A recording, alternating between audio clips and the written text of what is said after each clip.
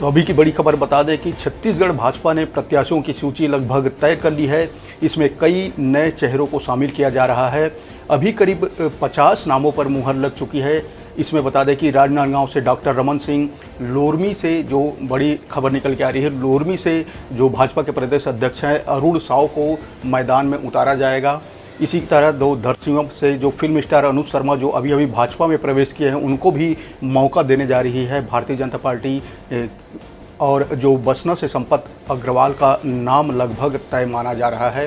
तो अभी की बड़ी खबर बता दें कि भाजपा ने प्रत्याशियों की सूची लगभग तय कर ली है। इसमें कई नए चेहरों को शामिल किया गया है। बता दें कि रविवार को यानी कल केंद्रीय चुनाव समिति की बैठक नई दिल्ली में हुई, जिसमें प्रधानमंत्री नरेंद्र मोदी, राष्ट्रीय अध्यक्ष जेपी नड्डा, गृह मंत्री अमित शाह शामिल थे। बैठक में छत्तीसगढ़ से अरुण साव, डॉक्टर रमन सिंह पूर्व सीएम और नेता प्रतिपक्ष नारायण चंदेल जैसे बड़े नेता शामिल हुए। बता दें कि जब नाम तय किए जा रहे थे तो केंद्रीय नेताओं को प्रत्याशियों की तस्वीर भी दिखाई गई, उनका पूरा बायोडाटा भी दिखाया गया, उनकी छवि के बारे में भी जानकारी दी गई, समाज में उनका कितना असर है इसके बारे में भी विस्तार से बताया गया, क्योंकि वह जीतने वाले कैंडिडेट साबित हो सकते हैं। इसके हर पहलू को राष्ट्रीय नेताओं को समझाया गया। तो अभी की बड़ी खबर यही है कि बीजेपी से जो लगभग 50 नामों पर लगभग मुहर लग चुकी है। बता दें कि नारायणपुर से केदार कश्यप का नाम संभावित है। 2018 में भी केदार कश्यप ही नारायणपुर से प्रत्याशी थे। उसी तरह जांजगीर से नारायण चंदेल का नाम लगभग तय माना जा रहा है। नारायण चंदेल 2018 में भी जांजगीर के ही प्रत्याशी थे। ठीक उसी तरह धर्मलाल कौशिक को भी प्रत्याशी बनाया गया है बिल्हा से। बता दें कि 2018 चुनाव में भी धर्मलाल कौशिक बिल्हा से ही प्रत्याशी थे।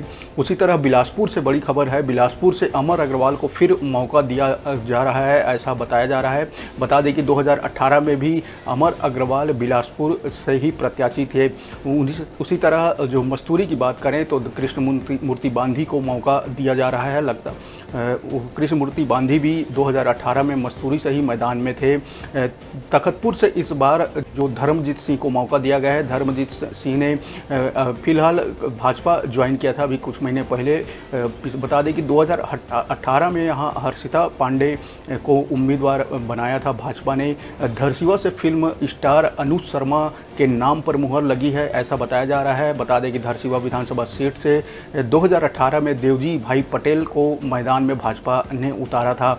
उसी तरह बसना से संपत अग्रवाल की टिकट लगभग तय मानी जा रही है। बता दें कि 2018 विधानसभा चुनाव में यहाँ बसना से डीसी पटेल को भाजपा ने मौका दिया था। जैसा कि चर्चा में था कि राजनांदगांव से पूर्व सीएम रमन सिंह ही प्रत्याशी होंगे, तो ठीक उसी तरह उनकी नाम पर लगभग मुहर लग चुकी है। बता दें कि 2018 में ही रमन सिंह यहाँ से प्रत्याशी थे राजनांदगांव से। कुरुद से अजय चंद्राकर का नाम है। 2018 में भी वो बीजेपी से कुरुद के उम्मीदवार थे। उसी तरह रायपुर दक्षिण में भी बृजमोहन अग्रवाल का नाम लगभग तय माना जा रहा है। बता दें कि पिछले चुनाव यानी 2018 में बृजमोहन अग्रवाल रायपुर दक्षिण से ही प्रत्याशी थे।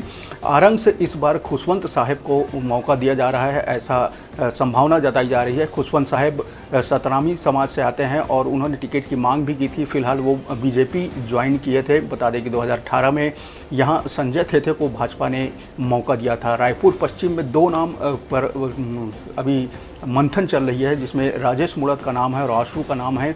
बता दें कि राजेश मूणत को 2018 में भाजपा ने यहाँ से मौका दिया था, जो विकास उपाध्याय से हार चुके थे। उसी तरह रायपुर ग्रामीण में मोतीलाल साहू के नाम पर मुहर लगी है। बता दें कि 2018 में नंद कुमार नंदे साहू को यहाँ से मौका मिला था भाजपा की तरफ से।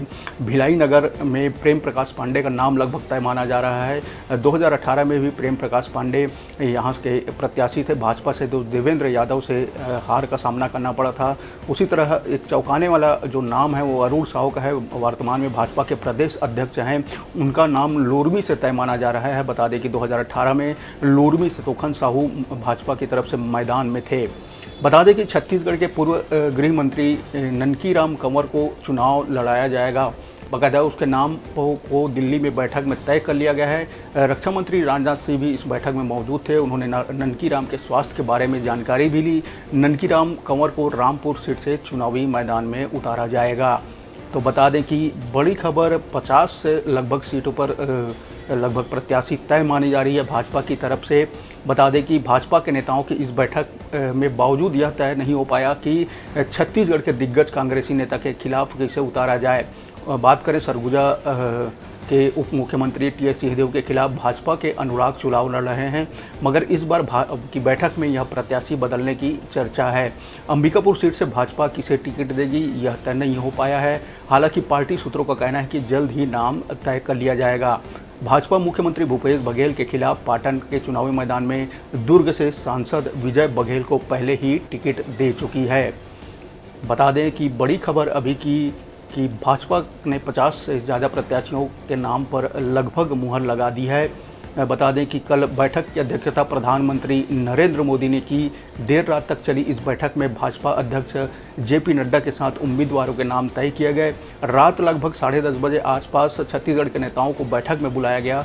प्रधानमंत्री खुद इस बैठक में मौजूद थे।